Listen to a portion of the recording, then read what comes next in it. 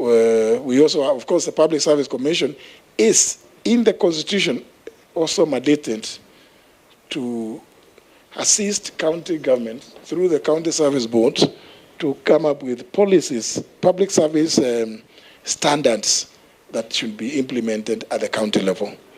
So that would be my response to that. Mr. Chairman, there was, through you, there was the question raised by the Honorable Vikaria, the member for Nakuru Town East, if I still remember his constituency, about disciplinary cases taking far too long to resolve.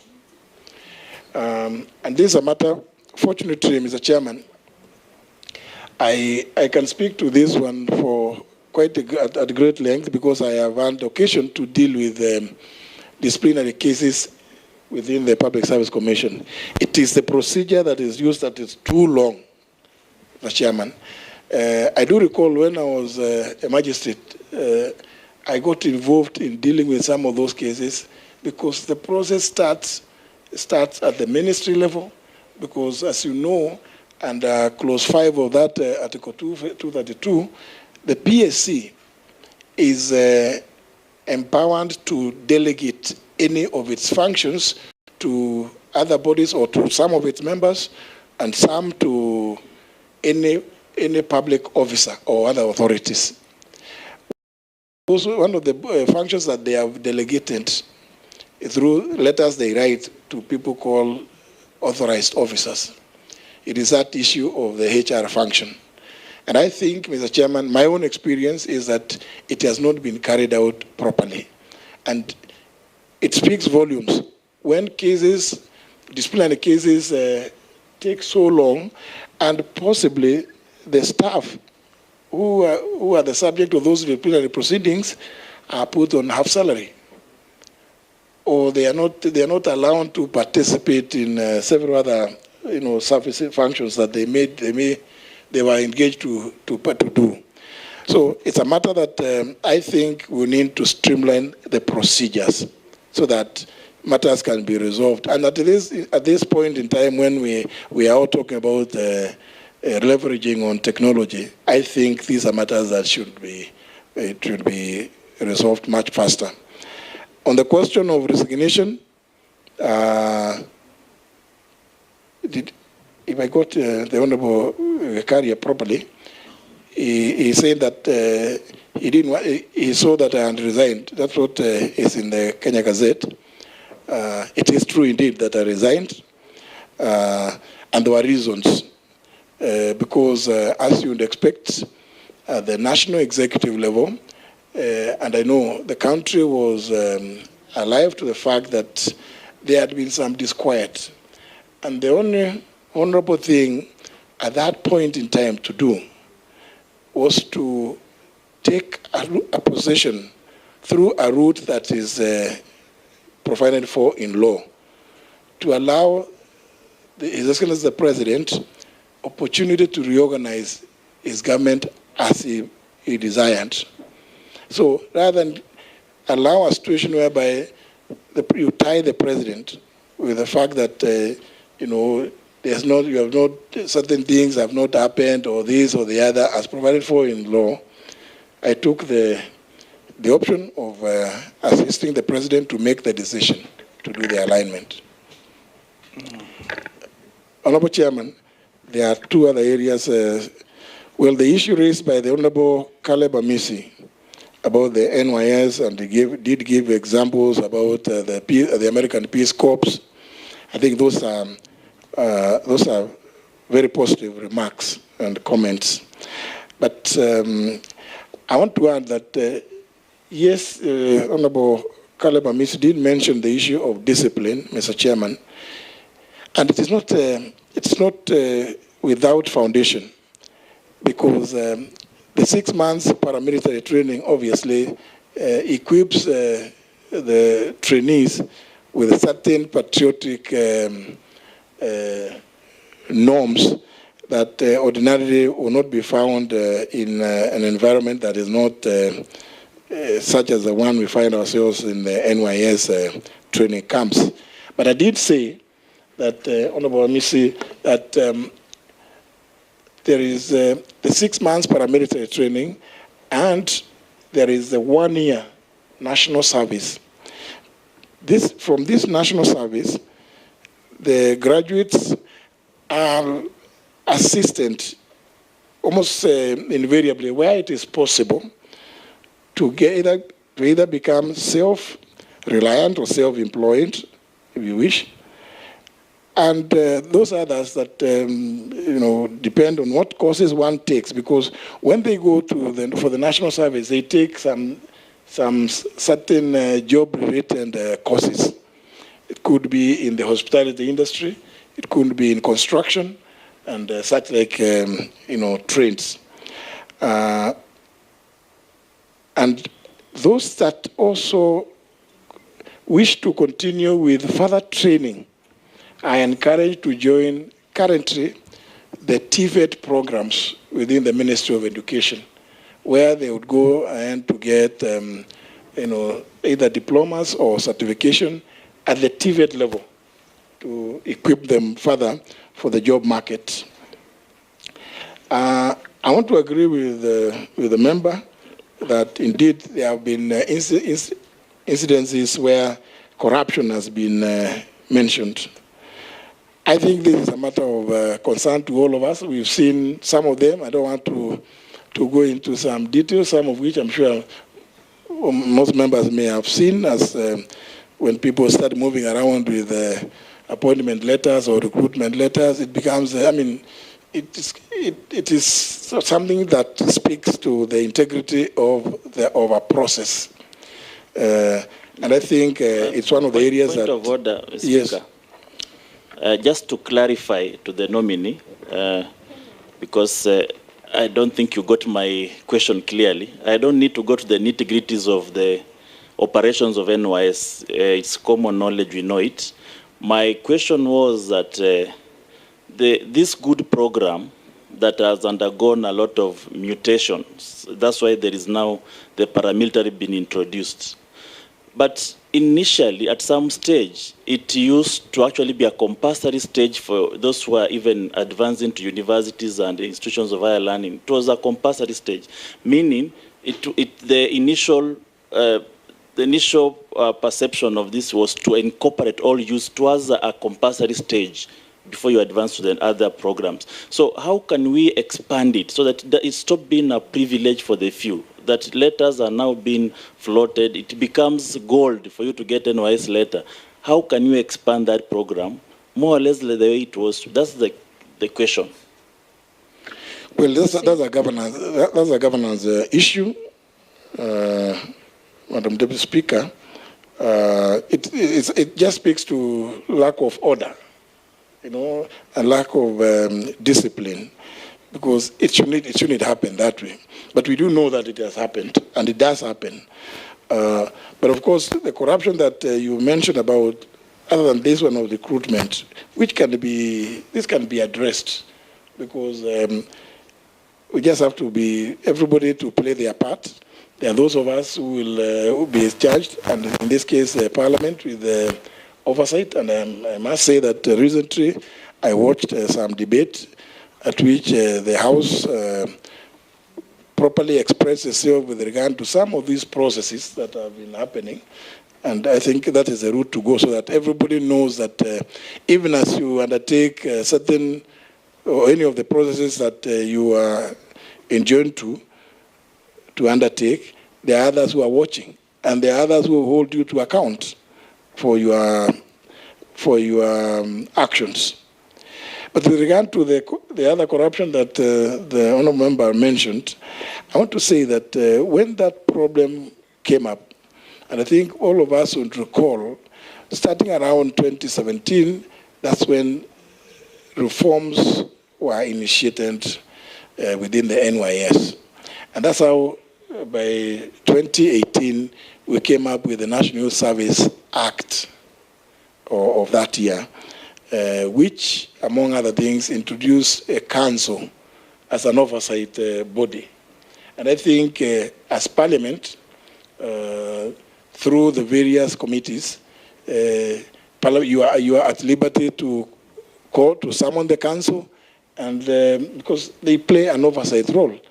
But it is the National Assembly that has got general oversight over all national state organs and state officers. So indeed, I think on this, we play together whenever there is an issue that is being raised in this field. I want us to be summoned by the relevant committee of the House so that everybody be held to account. The Honourable Member for Nyeri, Chair, didn't raise the issue of the priority reforms that I would want to undertake. And what comes to mind immediately is the institutionalization of the performance management program, so that even as we do performance management, we hold people accountable for what they have undertaken or contracted to deliver within specified periods. And also, in my view, I would want to prioritize a reward mechanism, reward scheme, not necessarily monetary. And I've seen this, Madam Chair, in the judiciary. Almost every quarter, you find who is the best performing judge in terms of how many cases they are able to clear, because of the huge backlog that were found in the judiciary. How is it that we cannot do the same in the rest of the public service? Let us reward and recognize performance, so that even promotion, even the areas we are talking about the succession planning, it also has some basis. You see people who exert themselves, apply themselves so diligently. I think it's only fair that there must be a way of recognizing that kind of performance, so that improves delivery of service to the Kenyan people. The other one that has been... if you allow me, Speaker, just to speak into the issue of performance management. I'm a big supporter of performance management because I know what it can do. And during the Kibaki time, you could actually... I used to work in a university as a registrar, and, we put... During that time, universities were assigned into performance management, and you could actually see the university grow, how many papers it has published, how many papers each professor has published, A in A, how it has been ranked in. You could actually see the growth because of performance management as you take up this position, if approved by this committee, and this is part of public service. We'll be very happy if we initiated performance management through performance contract or any other form of performance management tool to actually be able to evaluate workers, their output, how much government is putting in and what is the output, so that we can see real growth, and this contributes significantly to GDP. Thank you. Did you finish answering? It's just that area of performance management, and I'm happy that the Honourable Member for Kilifi North has actually just got it, nailed it, because, of course, the public universities are they're still part of the public service. And we've had some, in recent times, we've had of complaints from students complaining that they start examinations and they have not received their results. You wonder, in that university, there's a lecturer who is involved in delaying those results. There is a head of department, there is a dean, and there is a vice chancellor. Surely, when these kind of complaints come, if we were implementing, if we had properly institutionalized, and I agree with the Honourable Member that this is something that this is the route to go, but we are paying lip service to it. We are not actualizing what it's supposed to mean, because it is also service delivery. Those students are part of they're children of this country. When you hear students complaining that they start examinations and for 6 months down the road, they have not gotten their results and what? Surely, those students must have gone to raise those complaints with the lecturers, with the heads of departments, with the deans. I mean, surely, it means something somewhere. There is a breakdown in the way we implement these performance contracts. Management, and the delivery is not correct. Another area, again, to respond is how we communicate government programs. There has been all manner of communication from all quarters. Sometimes you see some of the communication, if you happen to be awake by midnight, you find there's still communication through some certain medium. And it's just, we just need to institutionalize it and make it work properly. This is another area of priority, Mr. Chairman, that I would think we need to implement alongside the reward, merit-based reward system, either on a quarterly basis or on a monthly basis, as the case may be. We must recognize industry and merit in the delivery of public services. I think that may be all. I'm told you've done all that cohort. Sharia, anything? Mr. Speaker, if you allow me, I have a question from a constituent. Thank you. Mheshimiwa Justin B. Muturi, the question goes, despite the clear guidelines outlined in the scheme of service, there has been a noticeable trend of officers remaining in the same job group for extended periods. This stagnation not only demotivates employees, but also hampers overall efficiency and progression within the public service. How do you plan to address and rectify this issue to ensure compliance with the scheme of service and promote a more dynamic and motivated workforce? Thank you. Chairman, I have one simple question. I have one, just one which is pressing. It is on the abolition of permanent and pensionable terms in the public service. Do you support or not? What are the advantages and disadvantages? What? Terms.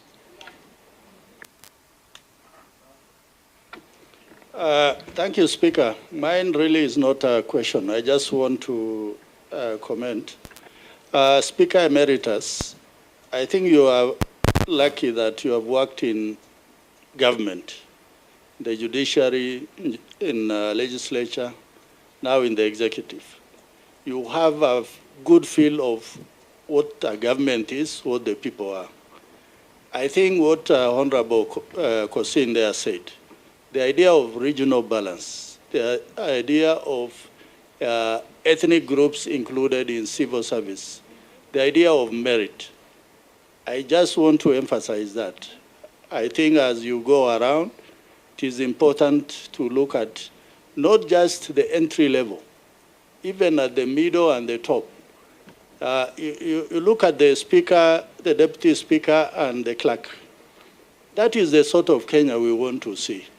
Thank you, Honorable Speaker. Point of order, small one, Speaker. Because you are mentioned, it becomes a point of order. Under your guidance, Speaker. Okay. Under your guidance, and thank you for indulgence. And I want to encourage the nominee, Honorable Speaker, that he should start from, in his audit which he mentioned. If confirmed. If confirmed. Yes. He should start from National Treasury. Because National Treasury is where the national cake is divided. And if there is skewed things there, then the national cake is skewed. Thank you, Chairman. Chairman, I had not asked a Let question. those who have not asked questions. I hadn't asked. That time it was a supplementary. But because I was going to get an opportunity, I just want to add a rider to, because that is what I was going to say on what Honorable Russell has said. To the nominee, if you get an opportunity, please. Kenyans want to feel to be part of Kenya. And the only way is through inclusivity, fairness, and what is just. and it is enshrined in our constitution. And you have said you will follow the constitution. Kenyans do not want to see an advert of a senior position which is being filled, and they almost know it is for who, it is even tailor-made for who, and for which community.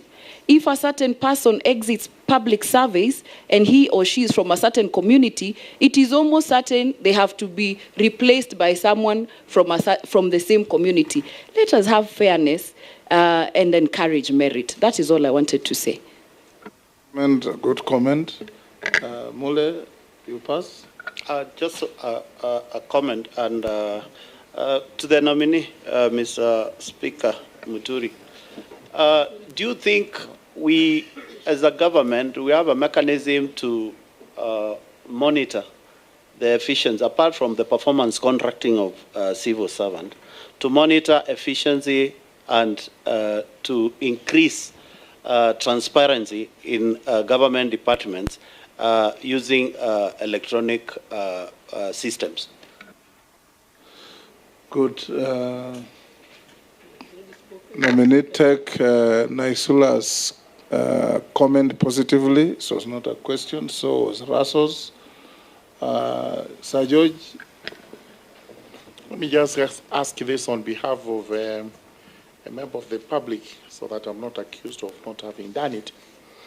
A Kenyan youth under the PSC internship program under cohort 6, kindly, with regards to budgeting, do ask the nominee for PSC, citing an example in State Department of TVETs, that they are hiring 1,300 trainers under PNP terms, yet they have not included not even the currently active interns in all the TVETs countrywide, from Mombasa to Turkana, who are only 126 of them, vetted, trained, qualified, which begs the question, to whom do these vacancies and jobs belong? Even the already qualified interns currently working in those TVETs do not qualify to be considered etc. That's the kind of sentiments we are getting from this, because no wonder they are saying the nasty things they're saying about occupying us. Thank you, Mr. Speaker. Honorable Justin Muturi, in February I passed my bill, which is waiting. It has already been debated. It is the Public Service Values and Principles Amendment Bill 2022. It's passed through the National Assembly, passed through the Senate with some amendments, and we are going to look at, the committee will look at it. What it's mentioning, what Honorable Naisula has talked about, fairness in county, which county do you come from, and residents and all that. And when I did that, many universities, not just county assemblies, what Honorable Posing is talking, many universities, 70% of the staff are from the communities where it is based. But that is just for information for you. For county assemblies and county government workers, we've got, for the national government, public service has got 17 job groups. But for the county governments, there are 21 job groups. So there is, it's not at par. So would you consider to abolish, I don't know if it is possible, to abolish the county public service boards and have it all upgrade them to what is at the national level? Because the salary increments are not there. Under what law do you do that? That's why I said if it is you in the law. can actually do it by amending the County Governments Act. You, okay, not him. That one I will get. Yes. The other thing, would you check if because they don't have a service scheme for the county government workers? Is it possible, or that one even has to be done through Parliament? I don't know. So, nominee. Mr. Chairman, if I was to respond to the last one by the Honorable, I would. Again, it's a function. That particular area with the counties is a function given to the Public Service Commission under Article 234, one of their functions.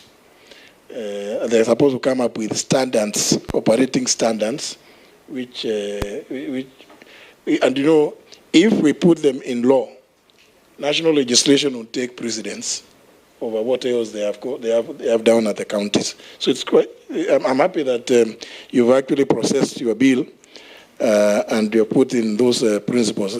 Mr. Chairman, I was going to agree with the Honorable Dawood about these many job groups at the counties, because sometimes I came across an officer, some old man who was employed in my county, and he was said to be an environment officer.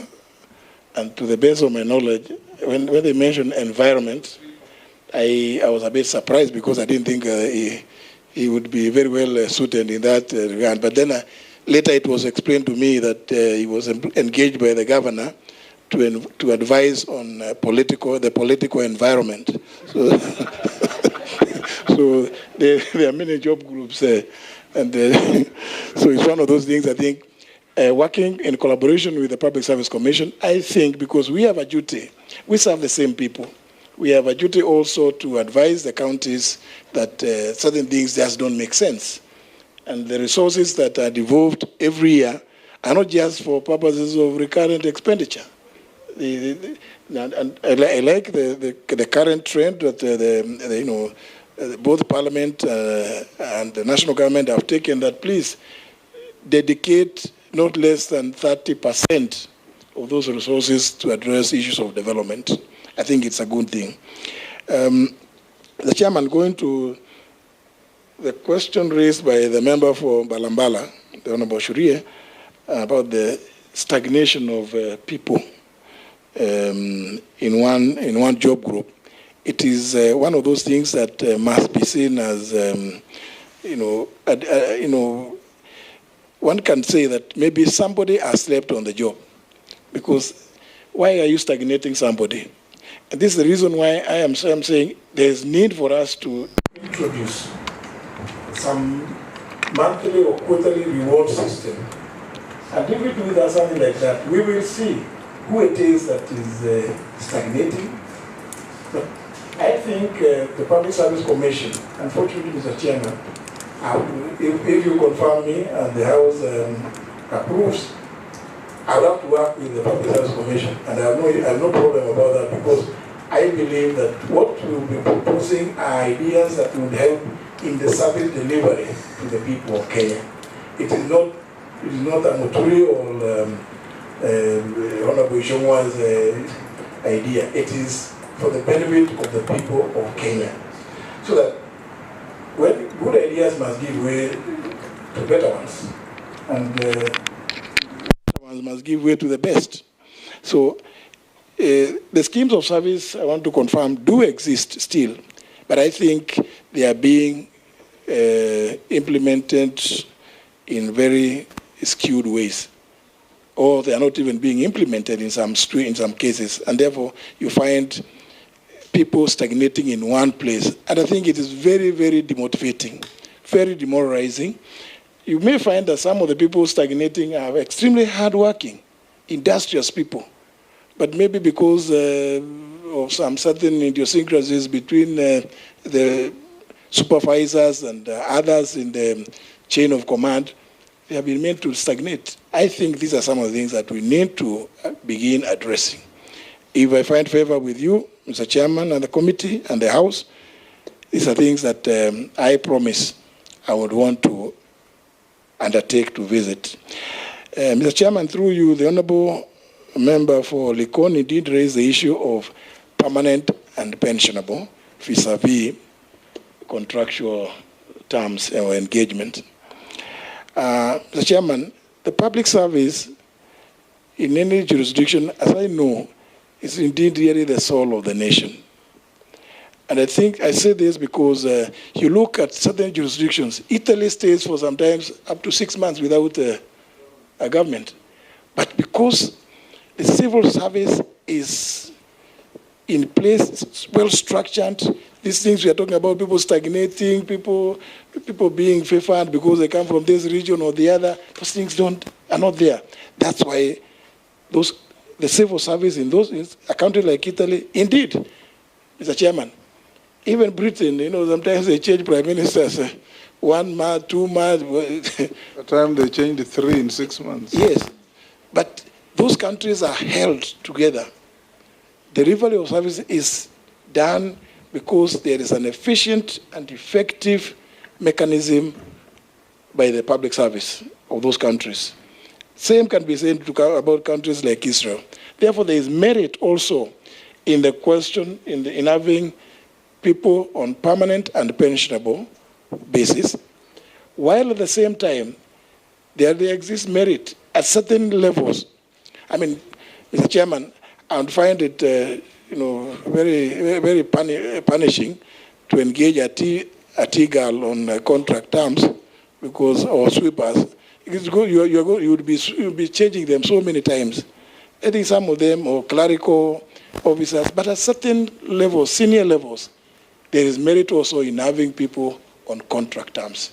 In any event, members of parliament are at a very high level in society, and they are on contract. They are on 5-year contracts.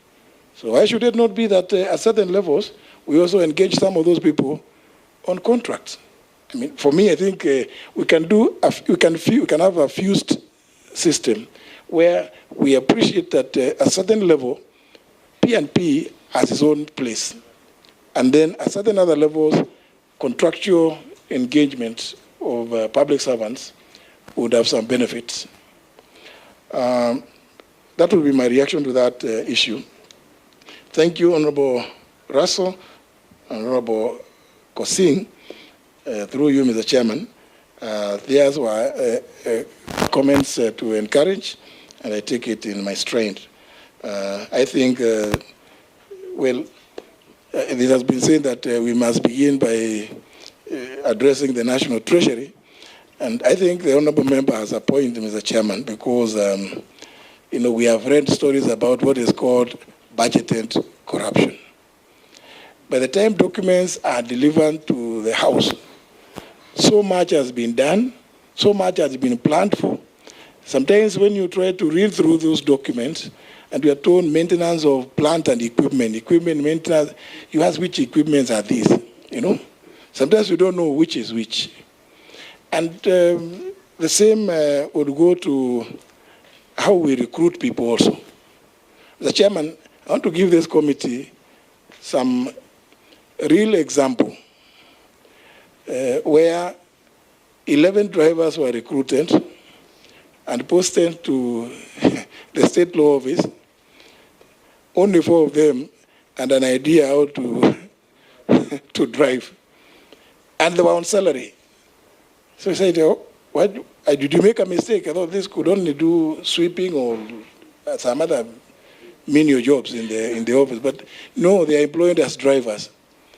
Mr. Chairman, I have some examples which make me feel very passionate about actually, if the House approves me, want to go to this docket, because there are too many things, too many glaring things that need to be addressed. The Honourable Member for Matungulu did raise the issue of the monitoring mechanism available in the implementation of various programs in the public service, particularly even performance management. This is one area that requires very close attention because, as I said earlier, Mr. Chairman, because Public Service Commission, in exercise of the powers given to it in 234 clause 5 to delegate. Once they delegate, and Public Service Commission is only one small commission here in Nairobi. It is not in Turkana, it is not in Embu, it's not in Bungoma, it's not in Narok. It's just here in Nairobi. So once they have delegated, I think the follow-up mechanism on what happens to those people whom they delegate their functions has been lacking. And I think, Mr. Chairman, if, as you said, I find favor with yourselves, I would still want to work with Parliament. If I find favor, I would still want to work with Parliament because I think it is in Parliament where things can move. Some of these things which have failed in the public service, if we work collaboratively, we will be able to give better service to the people of this republic. Sorry, the last one, Mr. Chairman, is from the indomitable member for Tharaka, the Honorable Gigi Murugara, about this cohort, the cohort 6. There isn't much that I would want to add, save what I said when the Leader of Majority raised this issue, and we have had some quite big conversation, because it can only be looked at holistically. What I can promise is I would want to engage with the Public Service Commission on this issue, because we must find some solution to what we do with these children. They are young men and women of this country, full of energy, full of ideas, well-trained, but we have given them some little hope that, well, and that's the expectation of every Kenyan. You take them as interns, and Mr. Chairman, you and I and several other members I can see here would actually agree with me when I say that this program needs to be rethought. You need to think about it afresh. Because, Mr. Chairman, young lawyers, when they leave the law school and they go for internship, they don't just go to the judiciary or come to Parliament or come to the state law office alone. They go to firms of senior lawyers, and even in the private sector, they do their internships there. But this one, the way we crafted it, the way we coined it, we just put it for the public service. And that's the reason, I believe, why it is giving us this problem.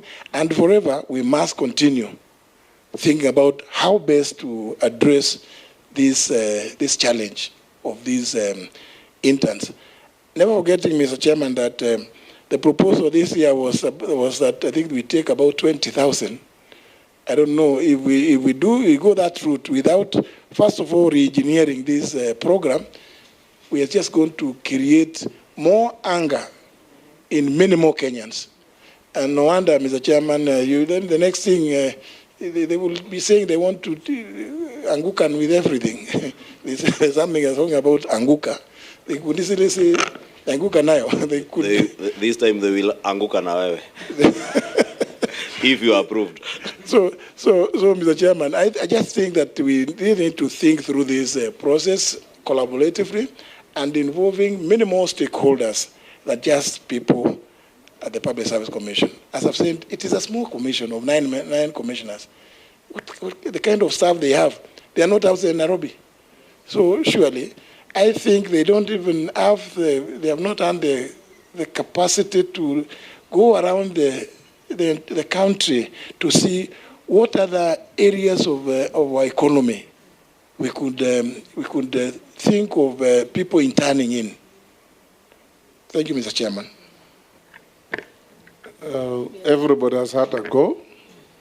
You have not asked my question. You did. It was just a supplementary. It's a question nonetheless. Supplementary on intervention. Just one, it's a comment. Actually, it's not a question from the public. Nominee, there is a Kenyan who is saying that the period between advertising for the jobs, interview, and onboarding by Public Service Commission is too long. That if you are successful, look into it. Another one is saying to quickly ease the pressure on unemployment, that 30,000 Kenyans expected to retire, public servants. If you could quickly replace them once they retire.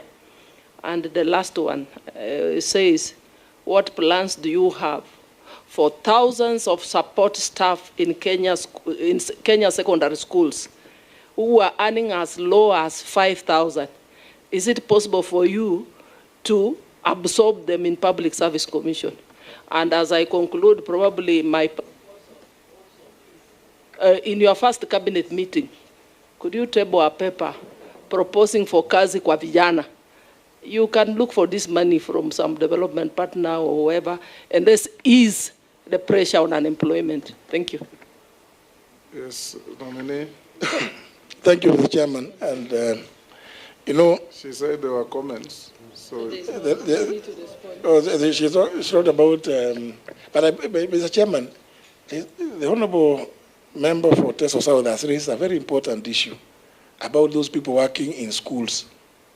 It just shows that if the question is directed at me, then that Kenyan actually appreciates public service is not just here in Nairobi. So if I find favor again, Mr. Chairman, then the Kenyans know that they will find me even in those schools, because those head teachers, those they called principals, are your agents? They are my agents, because they are also employing Kenyans. In public? In public. So, and of course, Mr. Chairman, as I write down on this, if you walk through into any government office, including police stations, you find very well written service charters. But you know, they are just there in on the wall. You'll go, you find somebody, even in hospitals, public hospitals, very nice service charters, vision, mission. It's just like as you drive past Nyayo House. This is a corruption-free zone. I said, oh, this signboard is misplaced. Even Avia House. And then others, you see, no smoking zone. And you have to find the people who are there. So I think, Mr. Chairman, public service cuts across so many sectors. And I'm happy the member for Teso South has raised this issue about people working in schools. Indeed, all those people are managers. They are people who are supposed to help us. Because even when they mess in those schools, it is the government. And usually, it is the national government that takes the flak.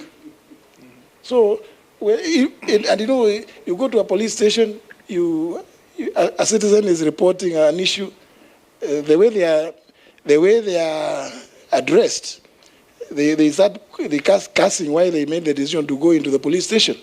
Surely, is it not possible that in the 21st century we can offer public service with a smile? Please, the person who has come to a police station, surely, he is not a mad person. They know the power that that you have. They know you have guns. They have come for help, for service. Mr. Chairman, I would just want to say that if, again, I find favor, yes, watch this space. Good. You know, if in that messaging, for a long time, almost 10 years, at the Ministry of Health, there was a big sign there. This is, cigarette smoking is not permitted on these premises. And there's a Kenyan who used to go and stand next to it and smoke bangi, because it's not a cigarette. You know, tell them also to do their messaging properly, you know. Now, we have come to a near end. I have a few issues from the public. Some of them we have already dealt with. But since the public is watching, we have a duty to pass on to you. Why is the PSC employing UHC staff on contract terms and paying them only half of their salary, even though their pay slip shows a low salary for the work they do? This question was also put to Alfred Mutua, isn't it? This goes against the constitutional principle of equal pay for equal work. Will they compensate for the underemployment? Please ask Honorable Muturi the fate of 46,000 JSS interns. They were employed as interns last year and haven't yet been confirmed. Most of these are also parents and graduated as early as 2012, and therefore the stipend of 17,000 cannot sustain them.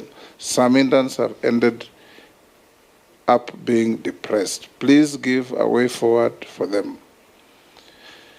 There are some public servants who stagnated for more than 10 years. How are you going to help them if appointed? I think you asked this. Please ask Honorable Muturi for his views on the current state of mental health among public servants and the plans he has in place to address. I think that you should speak to. What plans does he have, if appointed, to ensure that the staff morale across public servants is improved? While serving as chairman of the Parliamentary Service Commission, the Commission had attempted to usurp the role of the SRC by purporting to adjust the salary of members of Parliament. Does he still hold the same view? Does he think SRC oversteps into the mandate of other constitutional commissions such as PSC, TSC? Let him explain the nexus between his role as CS for Public Service and SRC. And there are many others about retirement age, stagnation. There are almost 20, 30, but you have already touched on them. Thank you, Mr. Chairman. If I start with the one of the universal, is it UHC? Yes, universal health coverage. Yes, okay. Staff being employed by the PSC. Well, Mr. Chairman, as I've already demonstrated, it's really the function of the PSC. It is their function to employ. But of course, we being policy advisors, we will be in a position. We will be, if we find favor, in a position to have a sit down with the PSC to find out what, why there are those disparities. As they say, some people are getting being employed better than, or being paid better than others, yet they did the same job. Mr. Chairman, on this issue of the JSS, even as much as it's not a matter that I have addressed my mind to, but as I say what I've been reading, given the fact that it's a matter that belongs to the Ministry of Education, it's an issue that, because of the role that the ministry plays, if I find favor, I would want to have a sitting with the Ministry of Education and the TSC. But more importantly, Mr. Chairman, I think it is important to put a mechanism in which, like you said, some are saying they graduated as early as 2012. I think we need to have a transparent mechanism that of showing when you are recruiting, surely you trained somebody as a teacher, they graduated more than 10 years ago, and you're employing another one who just graduated last year. They have not even, and that is happening, Mr. Chairman. I want to confirm. I know it does happen.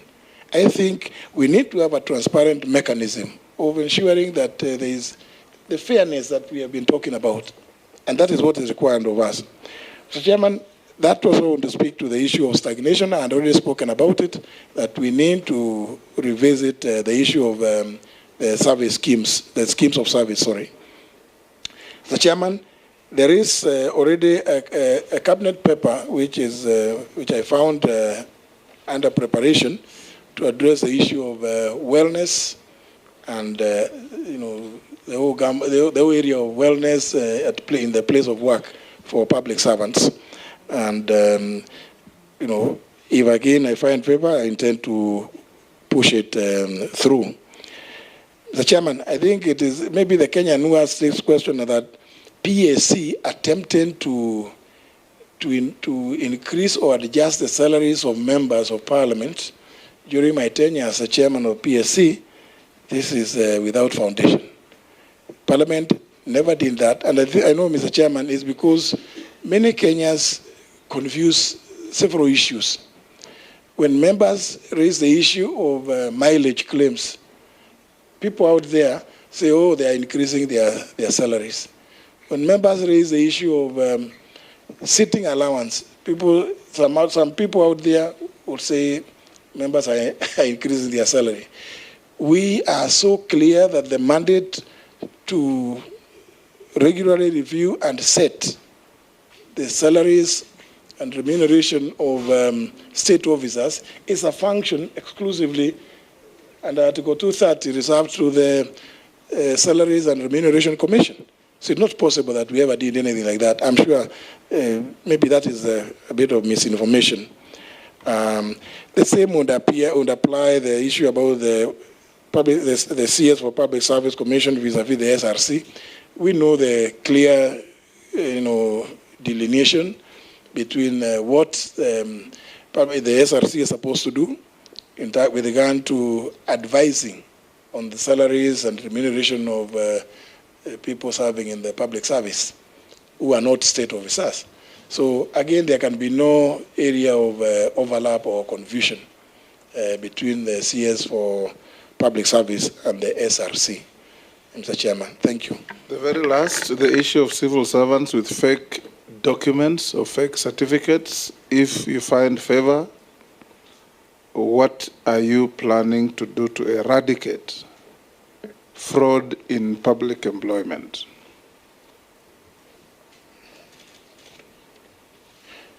Thank you, Mr. Chairman. I think this is a matter that I think I've seen already some reports that indicate that there were a number of public servants who are found to have secured employment fraudulently using forged documents, academic or otherwise. Mr. Chairman, I think this is criminal. I think to send a clear message to those who are involved or may have been involved, the best thing is to have them arrested and prosecuted, because we must send a clear message that crime does not pay to everybody. So everybody seeking employment in the public service using fraudulent documents should be prepared that when they are found, they will face the full force of the law.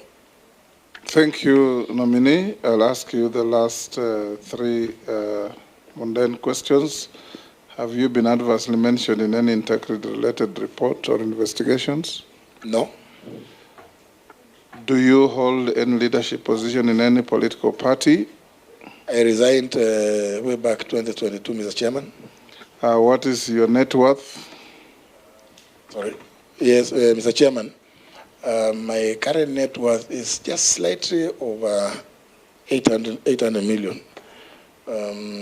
When I appeared before you in 2022, yes, my net worth at that time was about 761 million. Mm-hmm. So we have had a slight adjustment of about 5.6%, 5.68% to 801.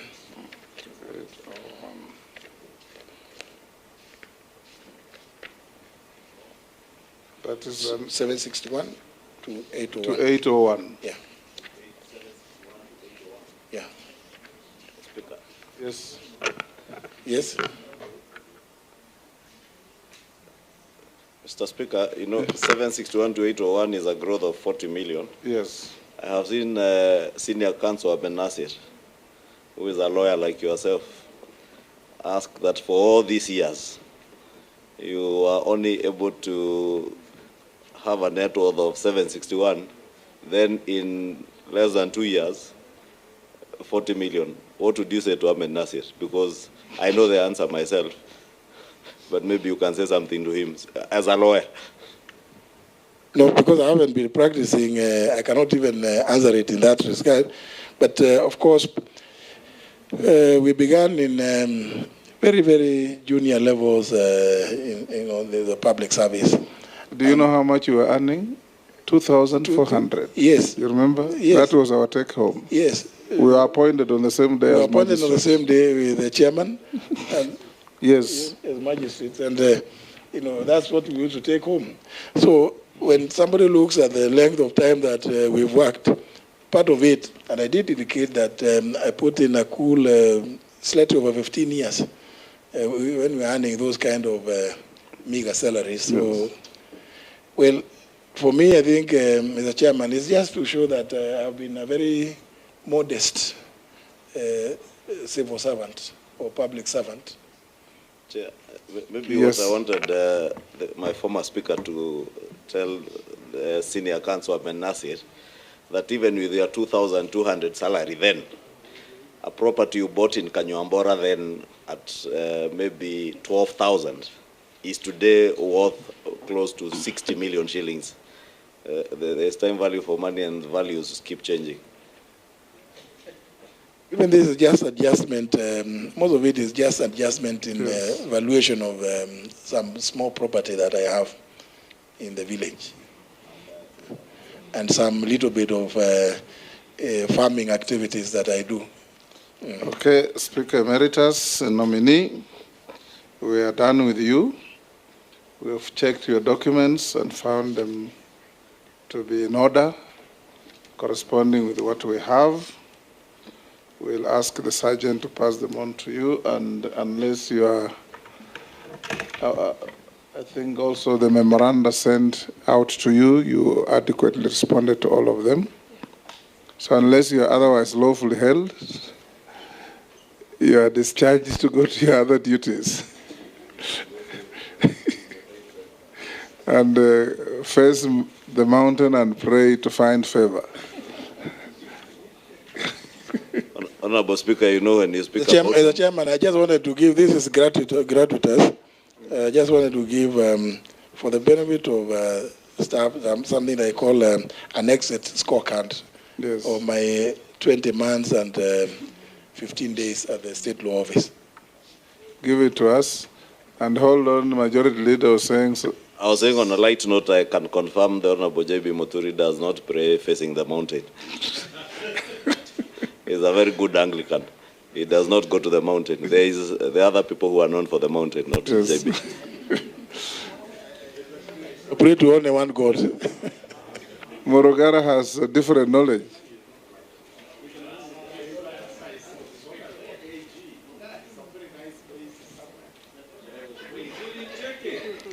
Your private life is not in audit. You may leave. Thank you very much, Mr. Chairman and honorable members. Yes. I've enjoyed this engagement, and as you said, Mr. Chairman, should I find favor, I'll still be ready to come back to the House and account for what I'll be doing. Thank you very much. Thank you. Good night. Members,